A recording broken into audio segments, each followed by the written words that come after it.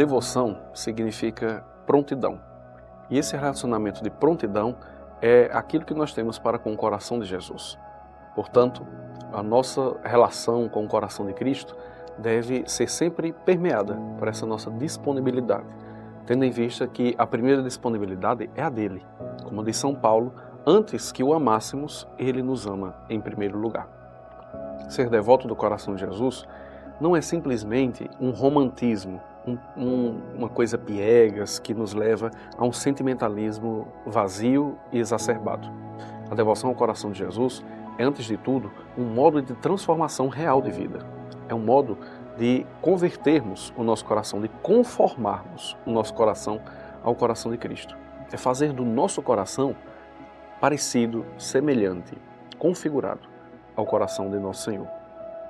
Por isso, a devoção ao coração de Cristo, ao coração sagrado de nosso Senhor, deve ter alguns efeitos práticos na nossa vida. Deve ter algumas consequências lógicas daquele que é verdadeiramente devoto dele, sob risco de ficarmos apenas na exterioridade, no sentimentalismo, no romantismo barato. Ser devoto do coração de Jesus é transformar-se.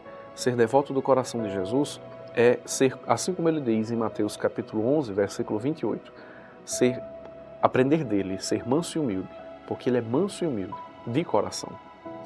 Dentre os muitos efeitos práticos desta devoção, está também a nossa humanização na relação com Deus. Nós devemos nos relacionar com o nosso Deus como quem se relaciona de fato com o transcendente, com o divino, com Deus, mas não um Deus que é distante, é um Deus que é próximo. É um Deus que é tão próximo que assumiu a nossa condição humana, que assumiu a nossa humanidade, com exceção do pecado, pois é justamente para isso que ele veio, para nos libertar do pecado. Ser devoto do coração de Cristo não é deixar de ser humano, é, na verdade, ser um verdadeiro ser humano. O Concílio Vaticano I, concílio que a Igreja reuniu lá no século XIX, tem uma afirmação que é muito interessante. Diz que Cristo é Deus revelando o homem ao próprio homem. É Deus revelando a nós, seres humanos, como nós, seres humanos, somos e devemos ser. Qual é a verdadeira origem e qual o verdadeiro âmago da nossa natureza. O coração de Cristo é, portanto, esta grande revelação. Como ser um ser humano de verdade? Como ser um verdadeiro homem cristão? Como ser uma verdadeira mulher cristã? Ser devoto do coração de Jesus implica em nós transformação. Se nos restringirmos a uma devoção de orações exteriores, de símbolos exteriores, nós estamos desperdiçando uma grande graça que Deus nos deu. Nós estamos deixando a graça passar na nossa vida.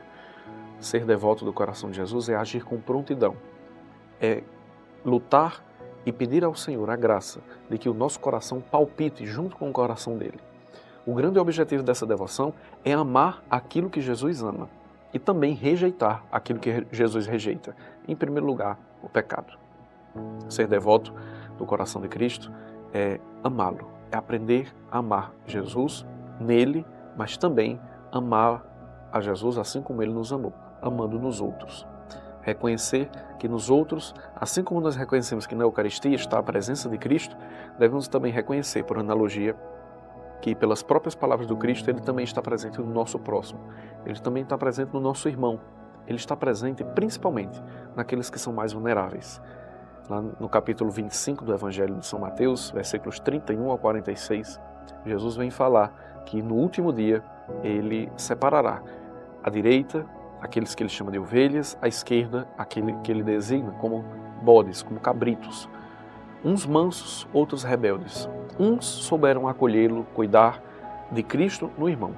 Outros, apesar de nas suas bocas terem sempre o nome de Cristo, sempre a fé, mas nos seus corações não havia a verdadeira configuração ao coração de Cristo. Aos da direita ele dirá: vinde benditos de meu Pai, para o reino que foi preparado para sempre. Aos que estão à esquerda, que apenas tinham essa devoção, ou seja, este amor e esta fé apenas exteriormente, ele dirá: afastai-vos de mim, malditos, não vos conheço. Por quê? Porque o coração destes segundos não foi configurado ao coração dele, diferentemente do primeiro, que soube amar assim como Cristo ama. Um dos grandes efeitos, uma das grandes consequências da verdadeira devoção ao coração de Jesus é que nós passemos a ter os mesmos sentimentos de Cristo. Não simplesmente nos nossos momentos de oração, sentimentos elevados de amor, sim, isso é bom, mas também ter sentimentos verdadeiros, profundos e de amor elevado aos nossos irmãos. Deus amou o mundo de tal maneira que deu o seu Filho único para que todo aquele que nele crê seja salvo, seja redimido. Ou seja, Cristo deu a vida por nós. Aquele que ama o coração de Jesus, aquele que é devoto do coração de Jesus, dá também a vida em favor do próximo, porque reconhece no próximo o próprio Cristo. O próprio Senhor nos ensinou que prova de amor maior não há do que aquele que dá a vida pelos seus amigos. Cristo deu a vida por nós, seus amigos, antes mesmo que fôssemos amigos dele, quando ainda éramos inimigos. É, portanto, consequência imediata do verdadeiro devoto do coração de Jesus, amar a Deus sobre todas as coisas e amá-lo nos irmãos e nas irmãs, principalmente naqueles mais vulneráveis, principalmente naqueles que estão mais distantes de Deus, distantes da igreja, distantes da nossa sociedade. Quando Jesus apareceu no século XVII a Santa Margarida Maria Alacoque e revelou o seu desejo de que a devoção ao seu Sagrado Coração fosse difundida, fosse espalhada e conhecida ainda mais na igreja, ele revelou a Santa Margarida Maria 12 promessas que ele fez, que nós leremos agora na íntegra. A primeira delas: darei aos meus devotos as graças necessárias para cumprirem os deveres de seu estado. Ou seja, aquele que é devoto do coração de Jesus terá todas as graças para cumprir os deveres do seu estado de vida, isto é, daquele que é casado receberá as graças da vida matrimonial, os sacerdotes as graças da vida sacerdotal, os religiosos a graça da vida religiosa, os jovens, os idosos, as viúvas, os viúvos, solteiros, todos receberão todas as graças necessárias para bem viver a sua situação, o seu estado de vida. Segunda promessa: farei reinar a paz em suas famílias. O coração de Jesus é aquele que traz mansidão, é aquele que traz humildade, é aquele que é o coração do príncipe da paz. Terceira promessa: eu os consolarei em todas as suas aflições. O devoto do coração de Jesus não tem por que ficar aflito, não tem por que temer. Em Cristo nós encontramos a nossa consolação. O coração, que não é qualquer coração, é o coração de Deus que nos ama.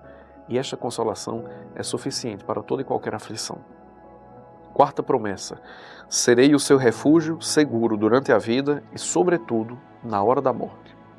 Uma promessa de proteção. Proteção, antes de tudo, espiritual. Uma proteção mística, que Jesus assegura que aqueles que são verdadeiramente devotos dele não se afastarão dele, nem durante a vida, nem mesmo durante o momento em que é chegada a morte. Quinta promessa: derramarei abundantes bênçãos sobre os seus empreendimentos. O coração de Cristo promete a Santa Margarida e a todos aqueles que são seus devotos que abençoará todos os empreendimentos que forem justos, que forem sadios, que forem santos. Sexta promessa: o coração de Jesus assegura que os pecadores acharão no coração dele, ou seja, em meu coração de Jesus, a fonte e o oceano infinito da misericórdia. O coração de Jesus é aquele lembrete que nós temos. Todas as vezes que chegamos em casa, que olhamos para aquela estampa do coração de Jesus, que olhamos para aquela imagem do coração de Cristo, lembrar que aquele coração é de uma misericórdia infinita, que o amor daquele coração supera todos os nossos pecados, se assim, contritos, nos aproximarmos dele. Sétima promessa: as almas tíbias se tornarão fervorosas, ou seja, as almas que estão mornas se tornarão quentes, aquecidas. Aqueles que têm preguiça espiritual de amar a Deus se tornarão então fervorosos na fé cristã, se tornarão então fervorosos na espiritualidade e no amor ao Sagrado Coração de Jesus. Oitava promessa: as almas fervorosas vão se elevar rapidamente a uma grande perfeição. Cristo assegura que a devoção ao coração de Jesus é um caminho, ou melhor, é um atalho para aquelas almas que crescem nas veredas da mística, aquelas almas que caminham em direção à configuração com Ele. Nona promessa: Jesus diz que abençoarei a casa em que se achar exposta e for venerada a imagem do meu coração. Por isso, diante dessa promessa, desta nona promessa, que nós temos venerável tradição de, nas nossas casas, sempre logo na entrada, deixar estampada a imagem do coração de Cristo, juntamente também com a imagem do Imaculado Coração da Virgem Santíssima. Jesus assegura que as casas que se consagrarem a Ele, as casas, ou seja, isto é, as famílias, as pessoas que se consagrarem e demonstrarem esta devoção, serão abençoados, serão protegidos, serão sempre auxiliados por Ele. A 10ª promessa é dirigida aos sacerdotes. Jesus diz a Santa Margarida: darei aos sacerdotes o dom de tocar os corações mais endurecidos. Uma devoção que também não é somente do povo de Deus, mas é também de toda a igreja, inclusive dos ministros ordenados, dos sacerdotes. Aquele sacerdote que for devoto do coração de Jesus, ele assegura que Deus dará as graças de aquele sacerdote, com seu testemunho, com sua pregação, atingir os corações que são mais endurecidos e distantes de Deus.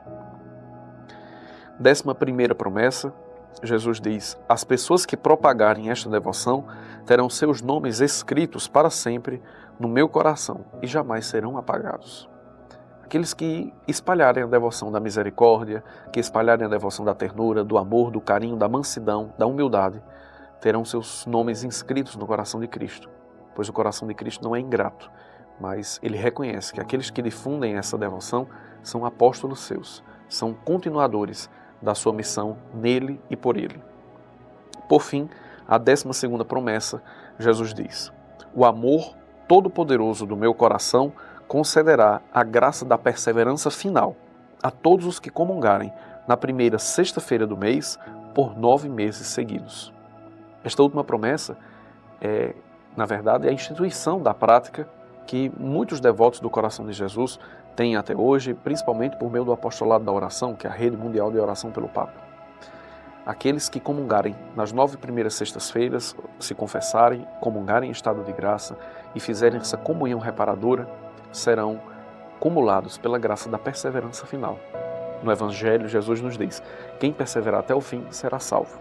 Aqueles que, com o coração humilde, unirem o seu coração ao coração de Cristo, confessando-se, libertando-se dos seus pecados, comungando da divina Eucaristia, durante as 9 primeiras sextas-feiras de 9 meses consecutivos, Jesus assegura que dará a estes a graça dessa perseverança final.